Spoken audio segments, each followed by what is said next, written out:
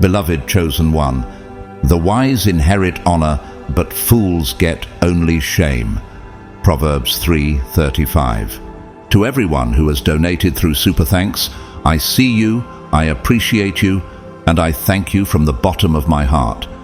Your support helps this message reach more chosen ones, but whether you donate or not, just know this: you are valued, and your presence here means everything. Chosen one, the world calls it intuition. Some call it intelligence. But what if I told you that what you have isn't just wisdom? It's something deeper, an ancient knowing woven into your very being. You, the chosen one, don't just think differently, you exist differently. People look at you and wonder, how do they know things they were never taught? How do they predict situations before they unfold? Here's a fact. Studies show that highly intelligent people often feel like outsiders, not because they don't fit in, but because they see what others can't. Now, add wisdom to that intelligence, and you become something even rarer. Someone who doesn't just understand the world, but deciphers it. And let's be real, sometimes it's hilarious watching people try to explain things you already figured out 10 steps ago. They think they're putting you on to something groundbreaking, and you're just nodding, thinking, "Oh, sweet child, I knew this before you even realized it was a question." But let's take this even further. What if your ability to see beyond the obvious isn't just a skill, but a calling? What if your mind isn't just sharp, but designed to disrupt, to awaken, to bring forth a wisdom that most people aren't ready for? Because the truth is, you're not just smart, you carry the kind of wisdom that shakes foundations. And today, we're going to unravel exactly why the world both admires and fears minds like yours. If this resonates with you, drop a 777 in the comments. Let's see how many of us are out there. And now, buckle up. God's chosen ones, you carry the wisdom of King Solomon. People wonder how you are this smart. Number 1, you're not just wise, you're an ancient mind in a new era. Some people acquire wisdom through years of trial and error. Others gain knowledge through study, reading, and instruction. But you are different. You don't just learn, you simply know. How do you explain something that has always been there? How do you make sense of a wisdom that requires no effort, no study, no teacher?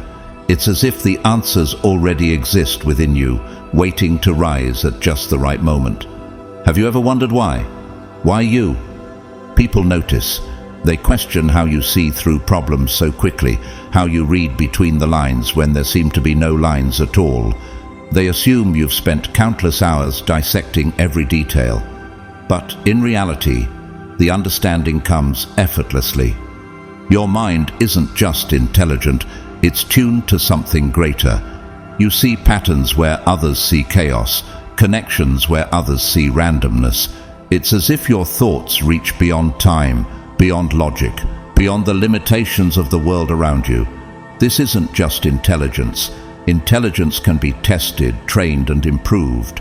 What you have is something far rarer, a built-in awareness, an ability to perceive the unseen, a mind that connects dots others don't even realize exist. And this isn't something you learned. It has always been there. Think back to your childhood. Did you ever feel different, like you carried an understanding that others didn't? Did adults overlook things that seemed so obvious to you? Did you ever sit in a room and feel as if you were watching the world with the eyes of someone much older than your years? King Solomon was the same. I will give you a wise and discerning heart, so that there will never have been anyone like you, nor will there ever be. 1 Kings 3:12. Solomon did not gain wisdom through effort. God placed it within him. He saw what others couldn't, rendered judgments that baffled those around him, and spoke truths that had never been spoken before. Does this sound familiar to you? Even in modern times, there have been individuals who seem to carry wisdom beyond their era. Nikola Tesla, the brilliant inventor, described how ideas appeared to him fully formed, like visions. Leonardo da Vinci, centuries ahead of his time, drew blueprints for machines that would not be built until long after his death. Albert Einstein visualized the secrets of the universe in ways that rewrote history. They weren't just intelligent, they were connected to something deeper. People react in different ways to minds like yours. Some admire you, fascinated by your insights.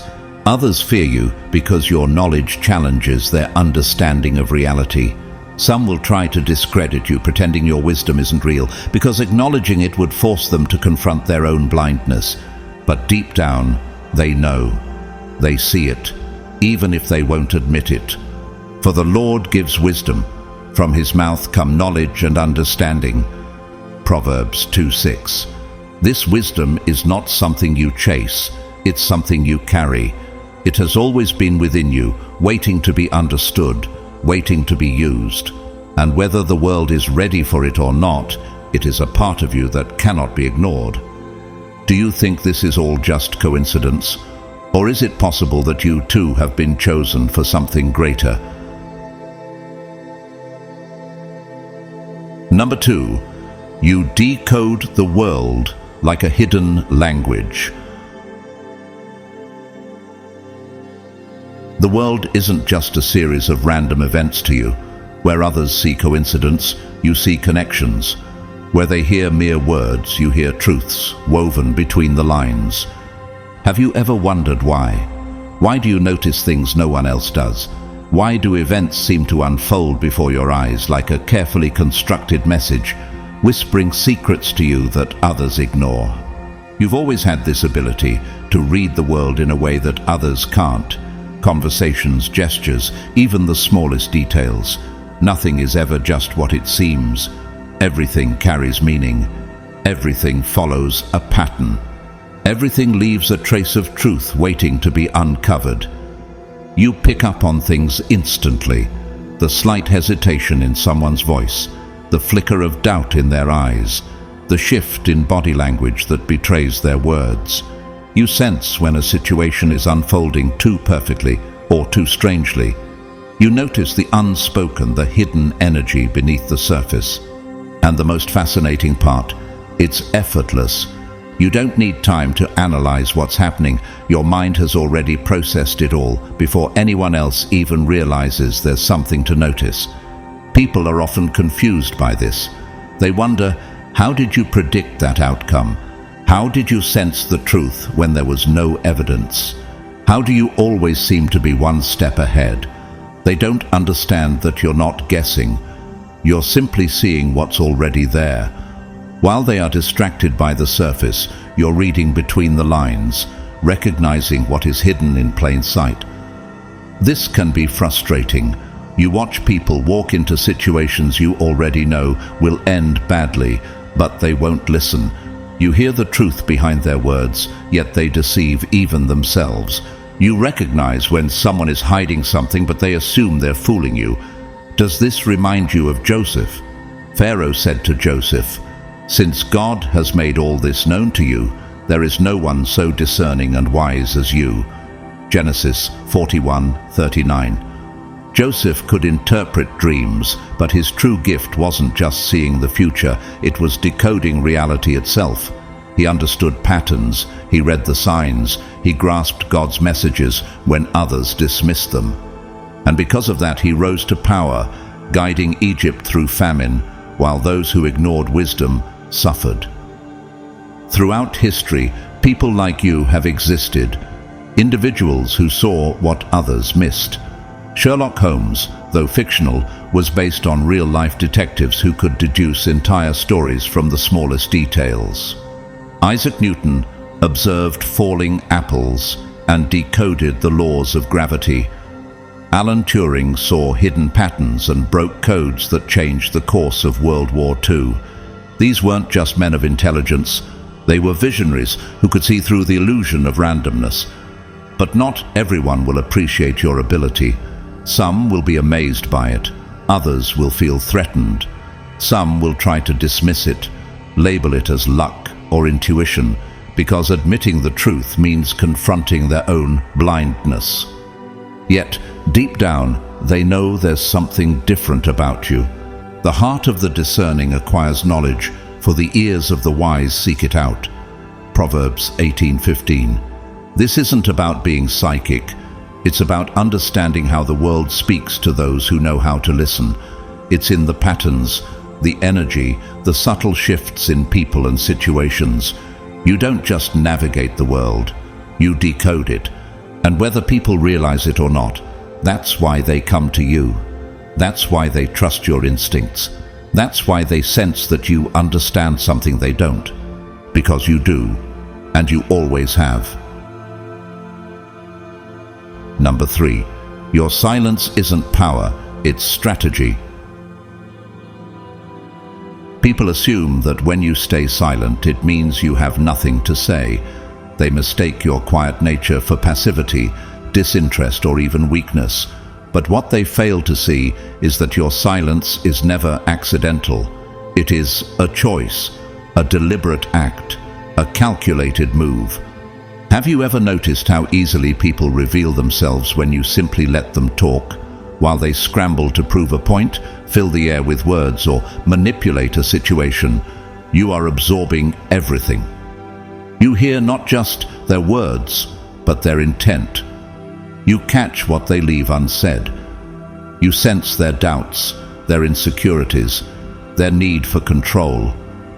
This is why you don't rush to respond. Why would you? You already know where the conversation is going before it even gets there. You understand the real dynamics at play, the unspoken truths hidden beneath the surface. And so, you wait. Because given enough time, people will always expose themselves. Look at how Jesus handled his accusers. When the Pharisees brought a woman caught in adultery, demanding judgment, Jesus didn't rush to speak. Instead, he stooped down and wrote on the ground. When they kept on questioning him, he straightened up and said to them, "Let any one of you who is without sin be the first to throw a stone at her." John 8:7. In that moment, his silence unraveled their hypocrisy.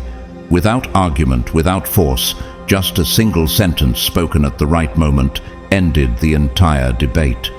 Doesn't this remind you of your own approach? People often assume they are in control of the conversation. They think their words dominate the space. But what they don't realize is every extra word they speak is giving you more information. The longer they talk, the more they reveal. Meanwhile, you remain still, watching, calculating, learning. History has seen minds like yours before. Julius Caesar was known for his ability to listen in silence, allowing his enemies to reveal their intentions before he made his move. Bruce Lee often spoke of how true mastery comes from holding back, choosing the right moment to strike. Warren Buffett, one of the greatest investors of all time, listens far more than he speaks, because the less he says, the more power he holds. People mistake your silence for submission. They think you are disengaged. But in reality, you are always 2 steps ahead. Even a fool is thought wise if he keeps silent, and discerning if he holds his tongue. Proverbs 17:28. This is why your words carry weight. When you do finally speak, it is never wasted. You don't flood conversations with unnecessary noise. You don't react just for the sake of reacting. Instead, you strike when it matters. This unsettles people. They are used to immediate reactions, emotional outbursts, careless words thrown into the air. They expect others to lay their thoughts bare, to speak without thinking. But you hold your ground. You let silence work for you. You let people reveal who they really are. And by the time you decide to speak, you've already won. Number 4, you don't follow logic. You make it bend. Most people live within fixed boundaries. They believe in limitations, follow preset formulas, and rarely question the rules that shape their reality. They think in straight lines, bound by the logic they've been taught to accept. But you You look at those same rules and ask, who decided this was the only way? Where others see walls, you see doors. Where they see problems, you uncover loopholes. While they confine themselves to the expected, you challenge the very foundation of their reasoning. To most, logic is a rigid structure, fixed, immovable, absolute. But to you, it's malleable. It's clay, waiting to be reshaped, bent, redefined. This is why your problem-solving abilities seem almost supernatural. Others follow patterns, but you create them. They struggle to think beyond a yes or no framework, while you navigate a world of infinite angles, hidden pathways, and unconventional solutions. It's not just intelligence, it's the way your mind interacts with reality. Do you think this ability is random, or is it a gift that has always been within you? People often mistake your insight for luck. When you defy the odds, when things work out in ways others never considered, they assume fortune is on your side. But luck has nothing to do with it. What they see as impossible, you break down and reconstruct until it becomes inevitable. You understand that the biggest obstacles are usually illusions. Limits exist only for those who accept them. Consider Moses. When he stood before the Red Sea with Pharaoh's army closing in, everyone around him saw certain doom. But he did not accept that logic. He didn't say, "This is the end." He didn't think, "There's no way forward." Instead, he obeyed God, lifted his staff, and the sea parted. Then Moses stretched out his hand over the sea, and all that night the Lord drove the sea back with a strong east wind and turned it into dry land. Exodus 14:21. Was this magic? Number. It was faith combined with a higher understanding of reality, a reality that those around him could not yet grasp. Throughout history, people like you have existed, visionaries who refused to accept the limits imposed by others. Nikola Tesla imagined wireless energy long before anyone else believed it possible. Leonardo da Vinci sketched flying machines centuries before they could be built. Steve Jobs redefined technology by asking, why should computers be dull and uninspired? They weren't following logic, they were bending it to their will. This ability makes people uncomfortable. Some admire it, some resent it, many fear it, because they don't understand how you always seem to be one step ahead, how you anticipate problems before they arise, how you see solutions that others wouldn't dare imagine. For with God nothing shall be impossible. Luke 1:37. To them it looks like magic. To you it's simply how your mind works. And that is the difference. Most people try to fit within the world's logic. You reshape it to fit you. Number 5. Your presence feels like destiny moving. Have you noticed it? That subtle shift in the atmosphere when you enter a room. The way people glance your way without knowing why. Conversations pause, as if the air itself acknowledges you. It's not about appearance, fame, or social status. It's something deeper, an unseen force that people feel, even if they can't explain it. What is it about you that makes people take notice? Why do some admire you while others feel uneasy, almost threatened, as if your very existence disrupts something within them? Some people are magnetic because of their charm or social skills. But your magnetism is different. It's not about what you say or do. It's about who you are. You don't blend into the background. You shift the dynamic of every space you step into. Your energy is active. This is why people are drawn to you, sometimes to the point of obsession. Some admire you without fully understanding why. Others feel an unexplained discomfort in your presence, as if they are being exposed to something greater than themselves. This is the mark of those chosen by God. Look at Moses.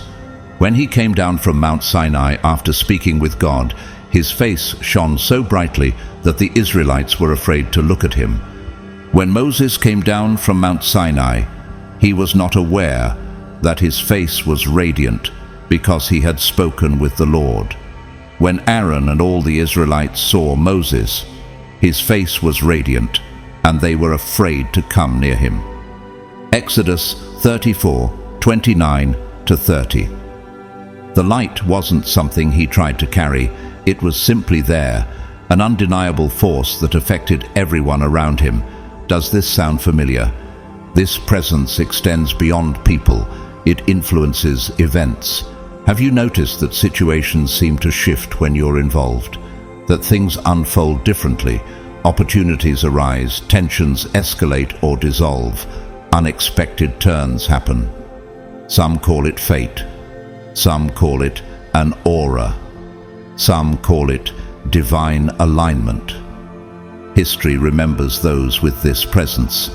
Alexander the Great, at only 20 years old, carried such an overwhelming presence that entire armies surrendered before battle even began. Joan of Arc, a teenage peasant girl, commanded the respect of seasoned warriors because her presence felt like destiny itself moving. Martin Luther King Jr. could walk into a room and change its entire tone without speaking a single word. People sense something in you, even if they don't understand it. That's why strangers open up to you, revealing secrets they wouldn't tell anyone else. Why some people seek your attention, your approval, your recognition, even when you don't ask for it. It's not arrogance, it's impact. You don't have to try. It just happens. You are the light of the world. A city set on a hill cannot be hidden. Matthew 5:14. And this is the truth. Your presence is not ordinary. You were never meant to go unnoticed. Whatever you call it, divine purpose, spiritual energy, or simply the way the world bends around you, one thing is certain. When you're present, things don't stay the same. Number 6. You don't just see lies. You read the lies behind the lies. Most people only detect deception when it's obvious, when words don't match actions, when hesitation lingers too long, or when details start to contradict. They rely on surface-level signs, waiting for a slip-up to confirm their suspicions. But have you ever noticed how you don't need any of that? How you sense dishonesty before it even takes shape? You don't just catch lies, you decode them. The moment someone begins speaking, you already understand, not just what they're hiding, but why. How do you do it? How is it that while others are fooled by convincing words, you see through deception as if it were transparent? People assume they can fool you. They carefully choose their words, thinking they've built the perfect disguise. But what they don't realize is this. Before they even speak, you already know. You sense deception, not just in words, but in energy, intention, and behavior. You notice the small, almost imperceptible shifts, the forced smile, the slight pause before answering, the way their tone doesn't quite match their expression. They think they are in control, but in reality, you're simply letting them talk. Look at Jesus and Judas. At the Last Supper, Judas sat at the table, pretending to be loyal while secretly planning his betrayal. But Jesus already knew. He didn't accuse him. He didn't demand the truth. Instead, he simply said, "Very truly, I tell you, one of you is going to betray me." John 13:21. No argument, no confrontation, just a statement of truth, spoken with absolute certainty. And in that moment, Judas was exposed, not by force, but by his own reaction. Do you see what happened? Jesus didn't fall into the game. He didn't try to catch the lie. He already saw beyond it.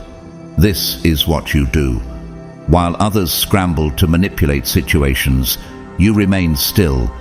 You let people believe they are in control, that their deception is working. You let them spin their web, knowing that the longer they try to maintain their lie, the more they expose themselves. Why confront someone when you know they'll reveal the truth on their own? History has seen minds like yours before. Niccolo Machiavelli, the master strategist, once said, The wise man does at once what the fool does finally. He understood what you know. Patience exposes truth. Tsar Nicholas II was misled by advisors who told him that his people were still loyal. He believed the lies until the Russian Revolution erupted. By the time he realized the truth, it was too late. But look at Winston Churchill. During World War II, while others naively trusted Hitler's promises of peace, Churchill saw through the deception. He knew not to take words at face value. He understood intentions. While others hesitated, he prepared for war, and his foresight saved millions of lives. This is the difference between those who accept what they are told and those who see what is really there. The simple believe anything, but the prudent give thought to their steps. Proverbs 14:15. Does this explain why some people find you unsettling? They struggle to understand how you always seem 5 steps ahead. They assume you're simply lucky, that somehow things just fall into place for you. But it's not luck, it's perception. You don't just hear what people say, you understand what they mean. This is why people can't predict you. Tesla's stock market insights weren't based on luck, but on deeper patterns that others ignored. Steve Jobs didn't listen to what customers said they wanted. He saw what they would want before they even realized it themselves. Every great thinker, strategist, and innovator throughout history has had this ability, not to believe what they are told, but to read between the lines. People fear what they cannot control. They resent what they cannot manipulate. And that is why some people are uneasy around you, but they realize too late. You were never the one being deceived. You were simply waiting for the moment when the truth would reveal itself. Because it always does. For nothing is hidden that will not be disclosed, and nothing concealed that will not be known or brought out into the open. Luke 8:17. And when that moment comes, you don't need to say, "I told you so." Your silence is enough. Number 7. You're not smart, you're unexplainable. Have you ever noticed how people love to categorize everything? It makes them feel safe. When they meet someone intelligent, they label them logical, book smart, street smart, creative, or gifted. But what happens when they meet someone like you? The labels don't fit.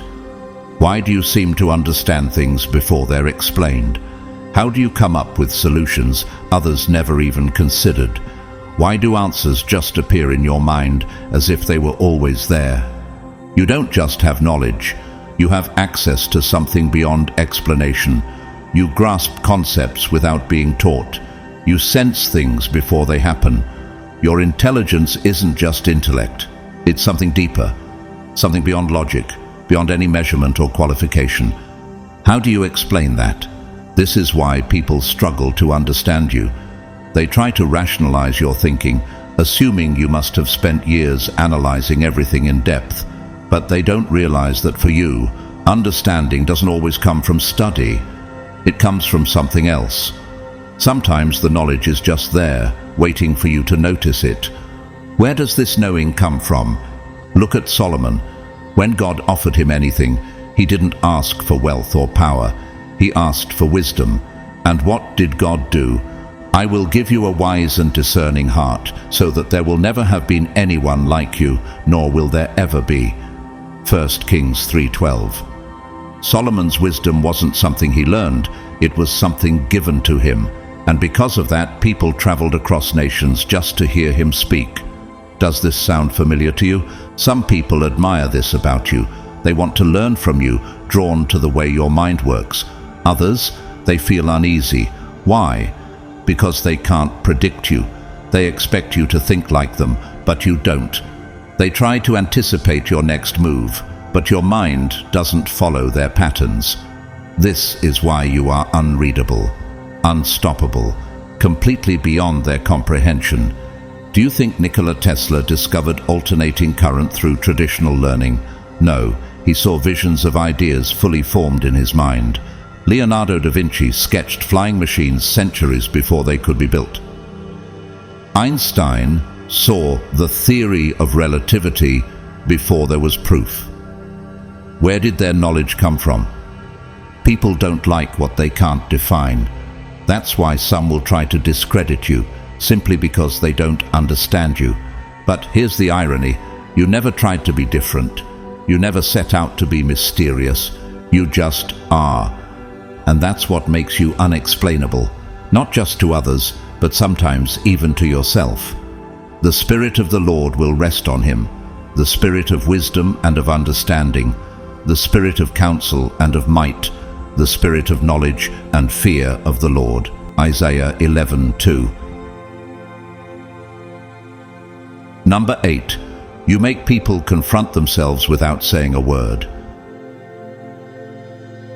Have you ever wondered why people react so strongly to you without you even doing anything?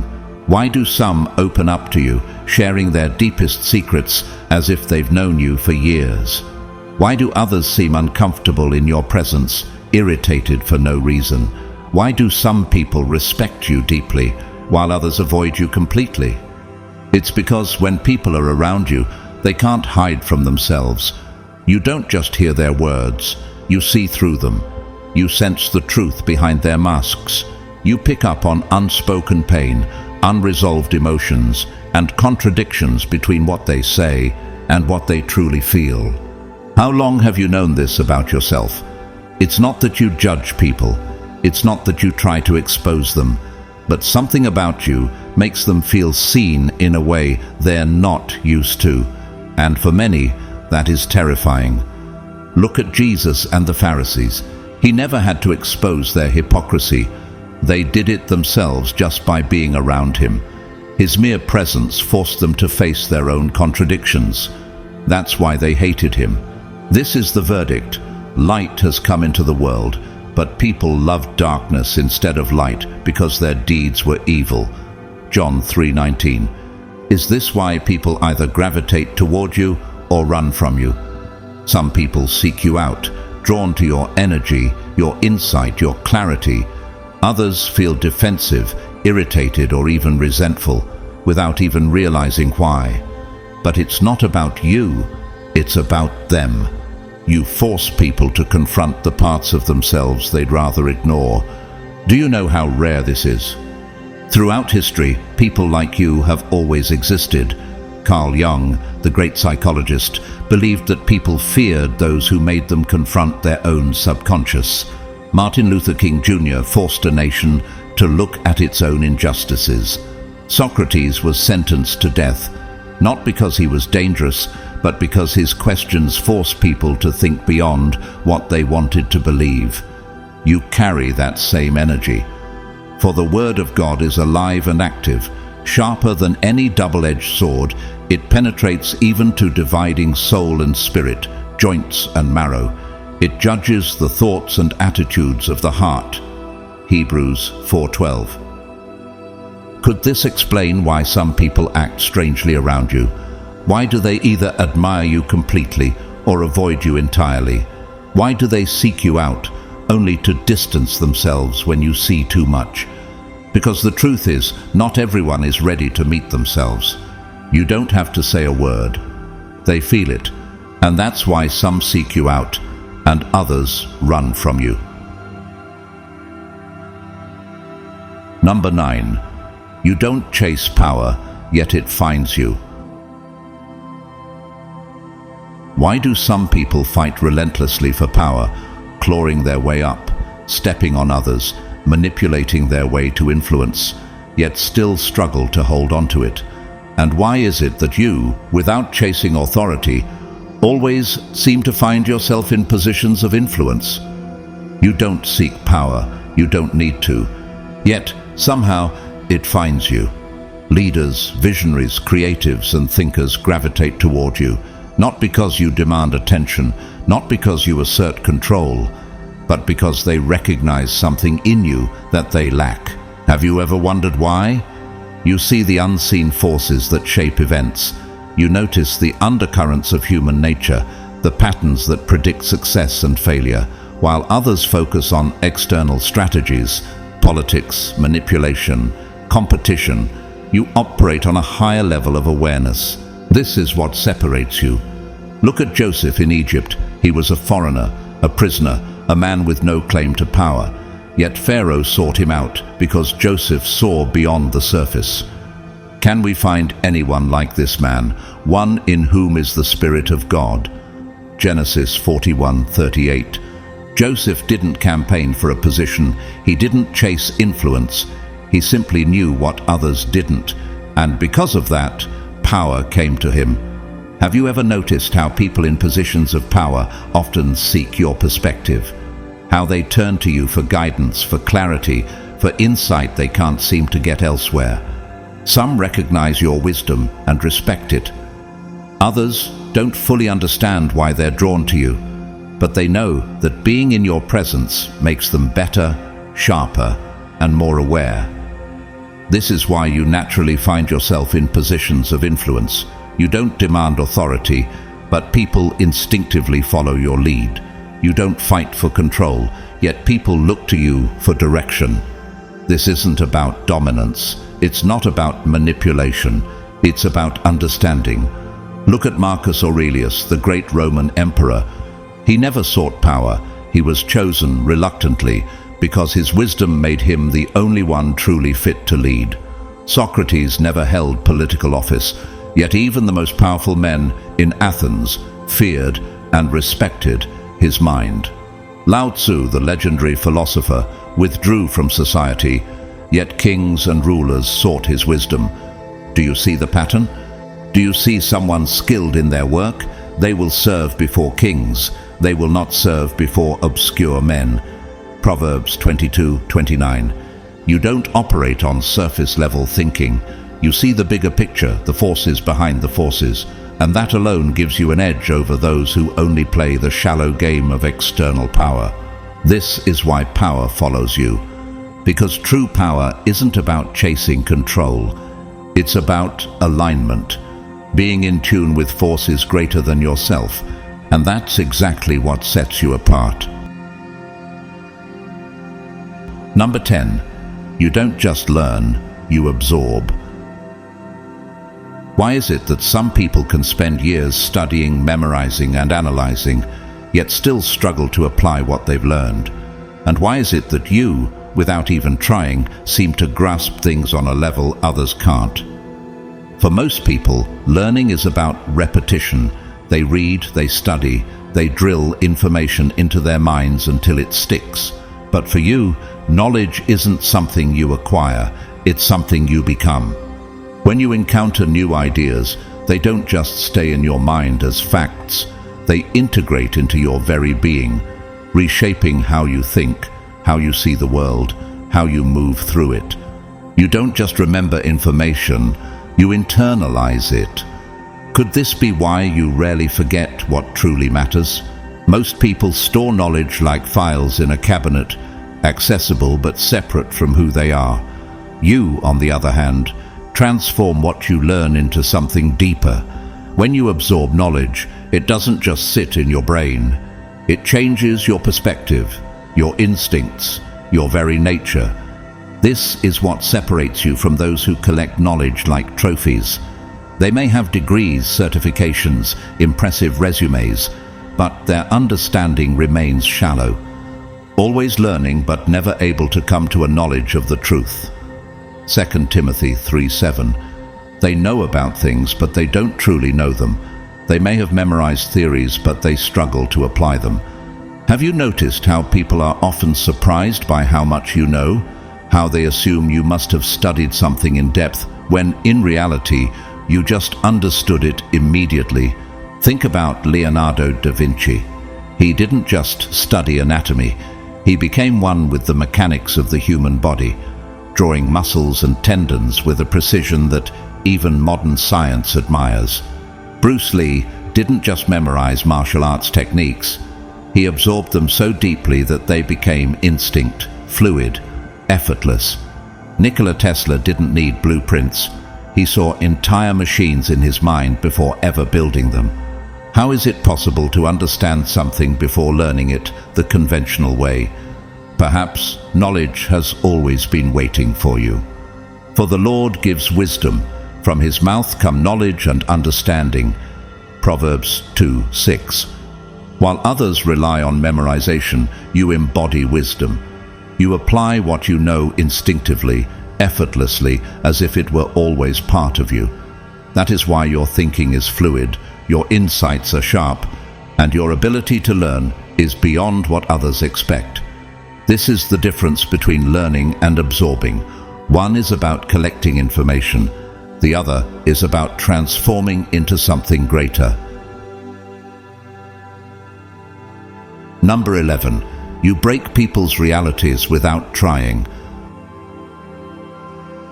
Why do some people seem awakened after meeting you, while others seem shaken, as if something inside them is unraveling?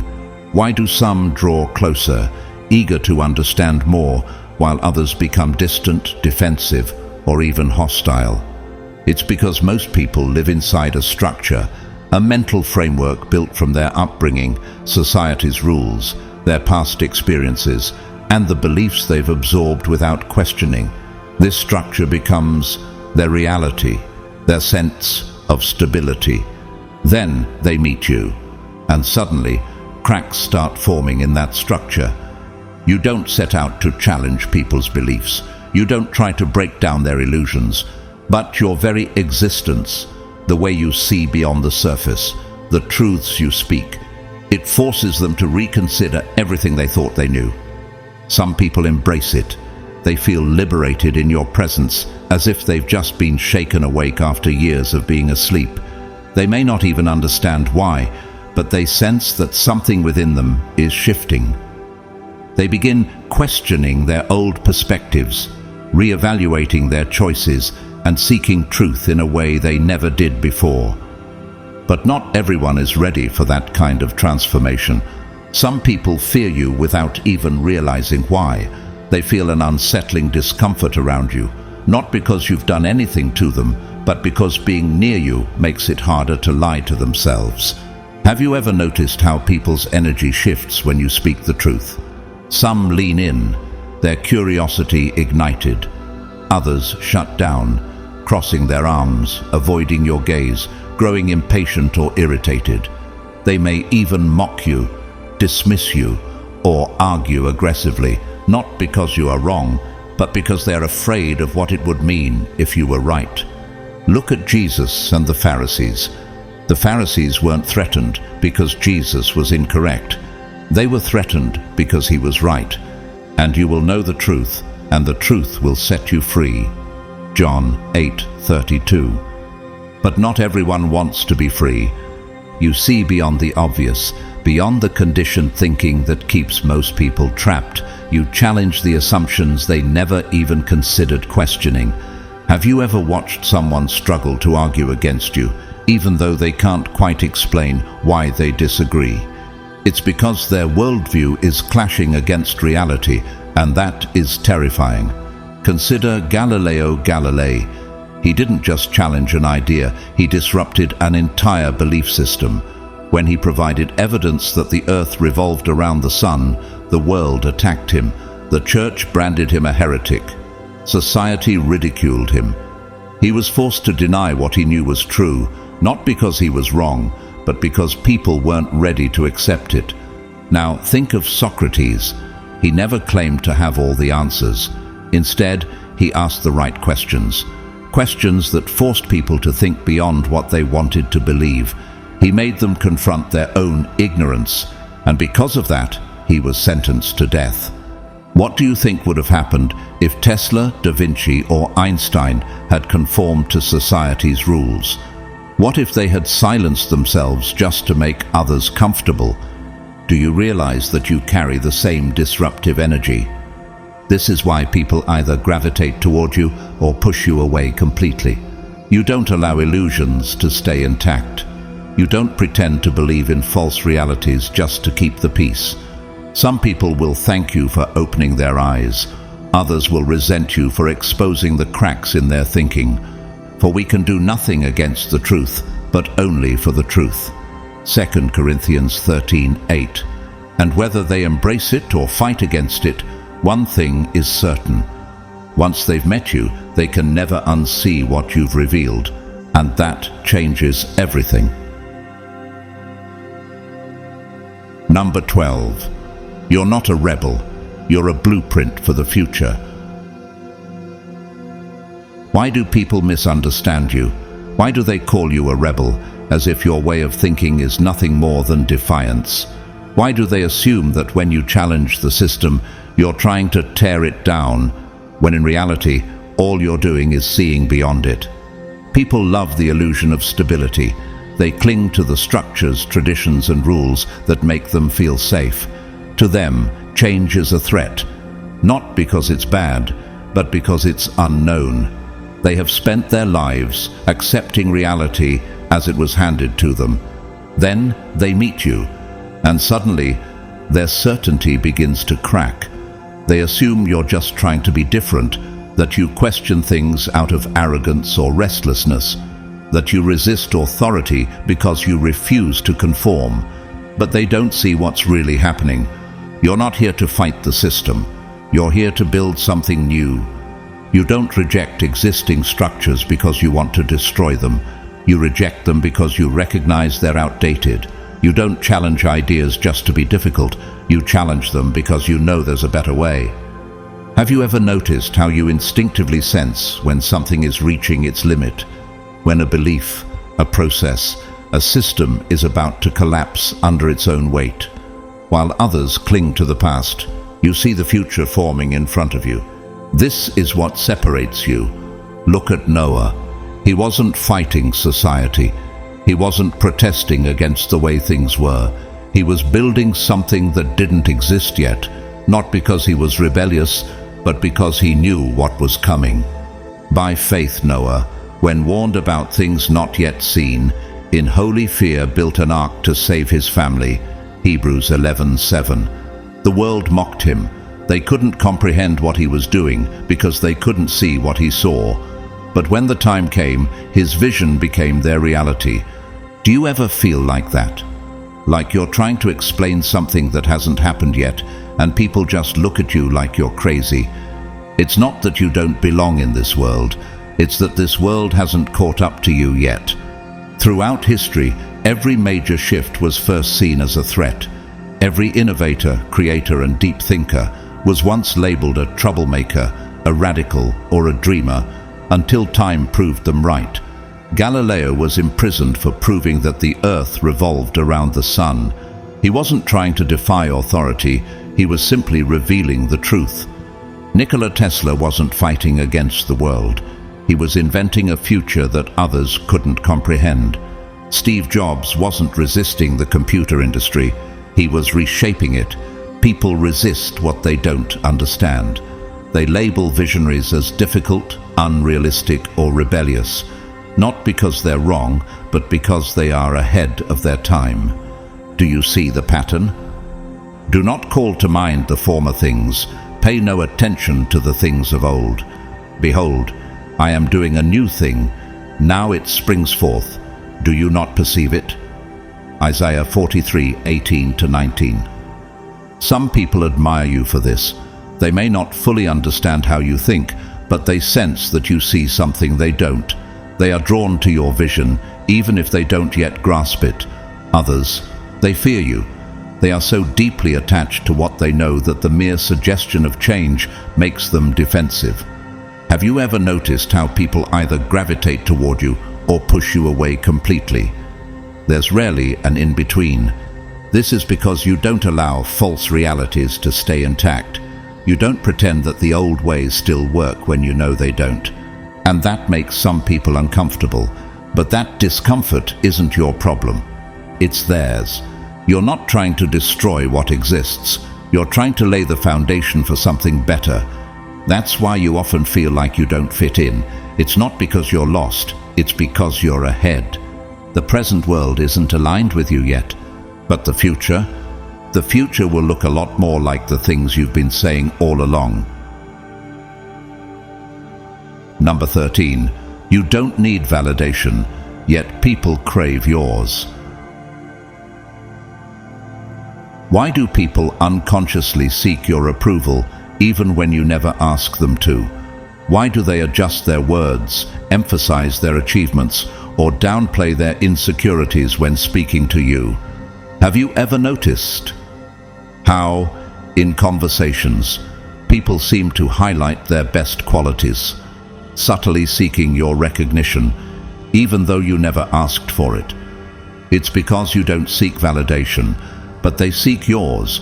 Most people spend their entire lives chasing approval. They crave recognition, admiration, and acceptance, shaping their identity around external validation. Whether through career success, social status, or personal achievements, they are constantly looking for affirmation from others. They need to feel seen. But you move through life differently. You don't rely on others to define your worth. You don't measure yourself based on praise or criticism. You operate outside the fragile system of seeking approval, and because of that, people can't help but be drawn to you. You don't demand attention, yet people notice you. You don't seek recognition, yet people want yours. And that is what makes your validation so powerful. It's not that you intentionally withhold approval, it's that when you do give it, people know it's real. Your validation isn't given lightly, and that makes it rare. Unlike most, you're not impressed by titles, wealth, or social influence. You don't care about surface-level achievements or empty confidence. You see beyond the facade. If you acknowledge someone's abilities, it's because you genuinely recognize something valuable in them. And people can sense that. That's why they unconsciously try to earn your respect. They adjust their behavior, emphasize their strengths, or avoid admitting their weaknesses, all in an effort to be seen by you. They don't always realize why they're doing it, but deep down, they understand that your approval isn't like what they get from others. It's not performative, it's not transactional. It carries real weight. Look throughout history. Those who hold true wisdom have never been the ones seeking approval. Yet, their validation has always been the most sought after. Even kings, rulers, and those with unimaginable power have sought the recognition of those who truly see beyond the surface. Think about King Nebuchadnezzar. He had everything: authority, wealth, and an empire under his control. Yet, when he was troubled by his dreams, he didn't turn to his high-ranking officials.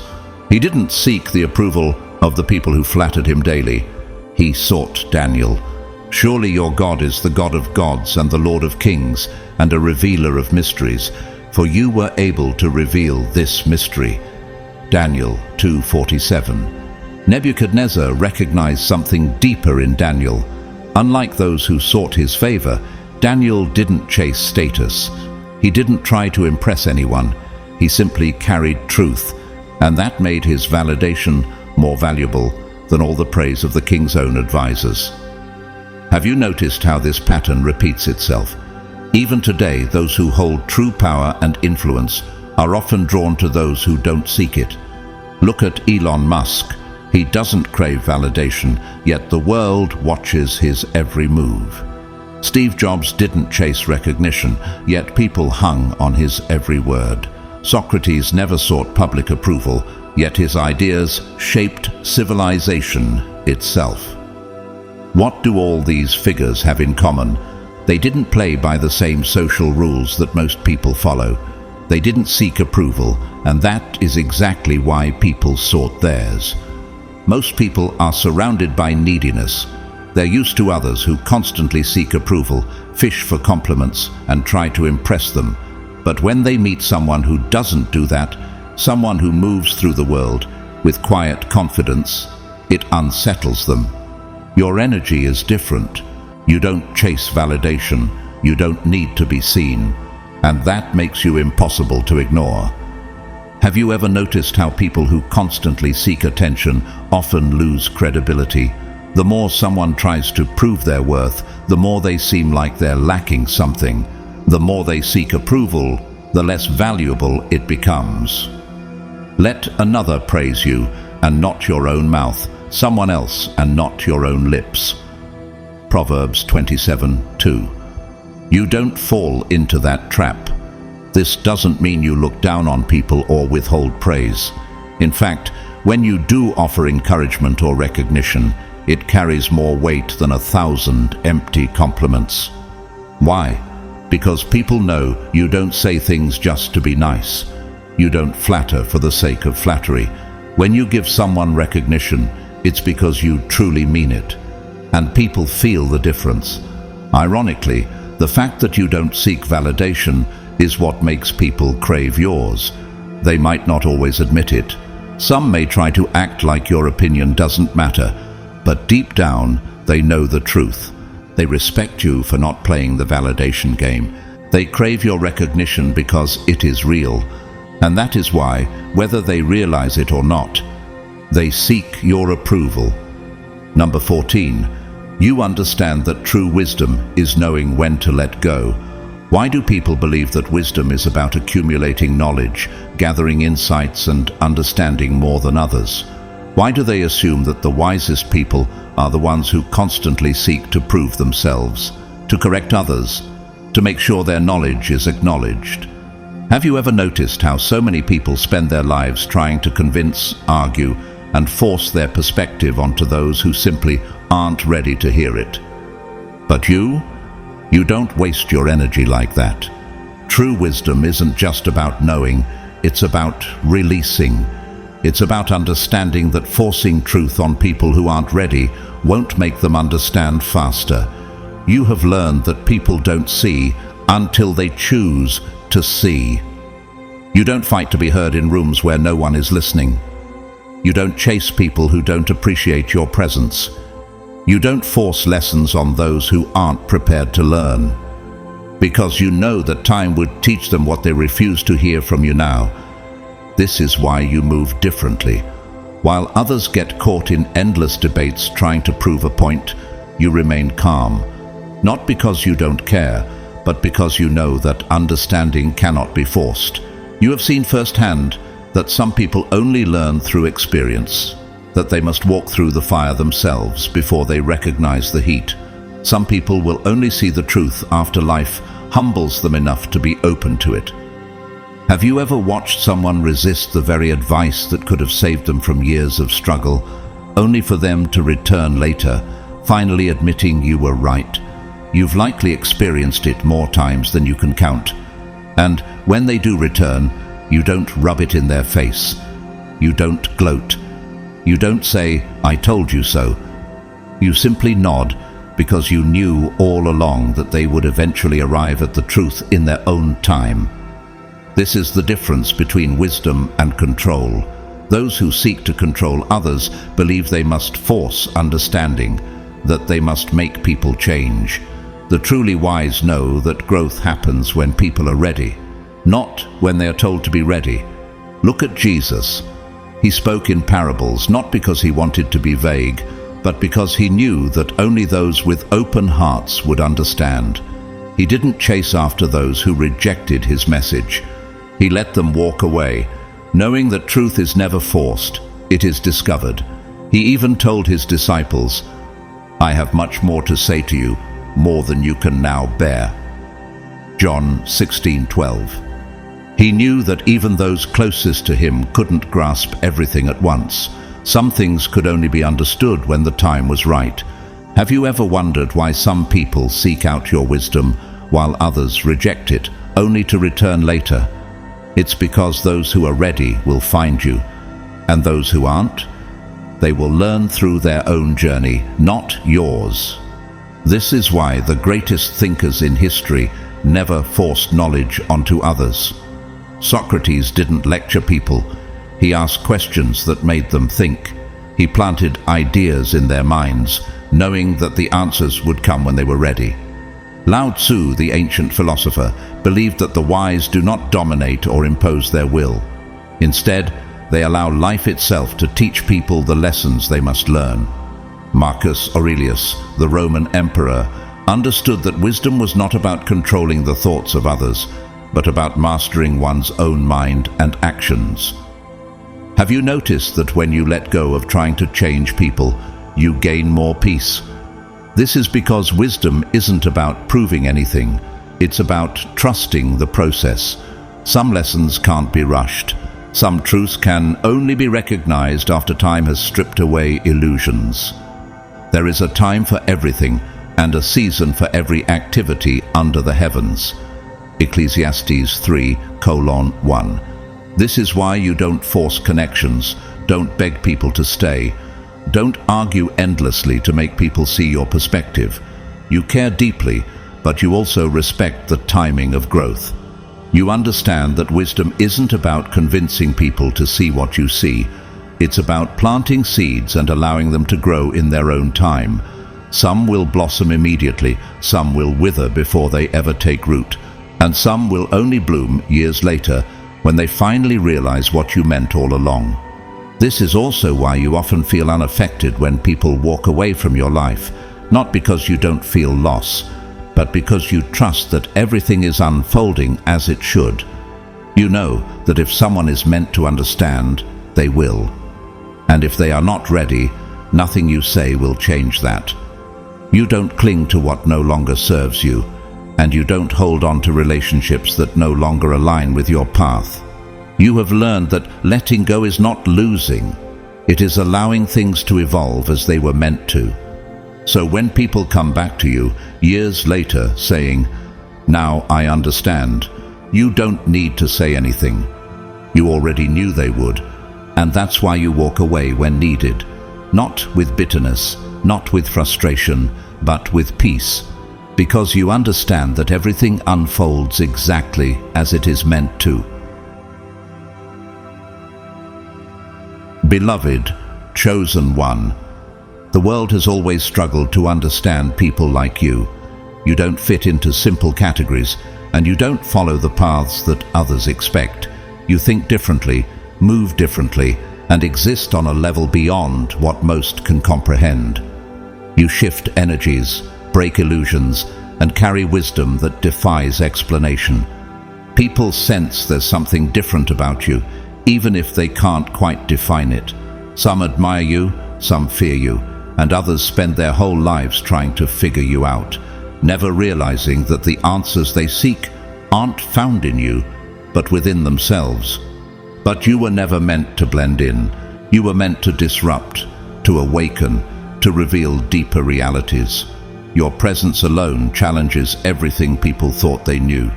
You don't need to force change. It happens naturally when you walk into a room. You bring clarity where others see confusion. You break old paradigms and plant new seeds of thought. This journey isn't always easy. There are times when it feels isolating, when you wonder why you see things so clearly while others remain trapped in illusions. But understand this, your path is not a mistake. It is intentional. You are a blueprint for something greater, something the world has yet to fully catch up with. You don't need validation, yet your presence validates truth itself. You don't seek power, yet power recognizes you. You don't rebel for the sake of rebellion. You build new foundations where the old ones are collapsing. You don't waste energy trying to convince those who refuse to see. You trust time to do what words cannot. The beauty of who you are lies in the unseen, in the ways you shift the course of things simply by being. Whether people acknowledge it or not, your presence leaves a mark. You are a force. A reminder that wisdom isn't just in knowledge, but in knowing when to let go. The world may not always understand you, but it will feel you. And that, more than anything, is the legacy of a chosen one. If these words resonated with you, let it be known. Like this video, drop a comment below, and tell me which part spoke to you the most.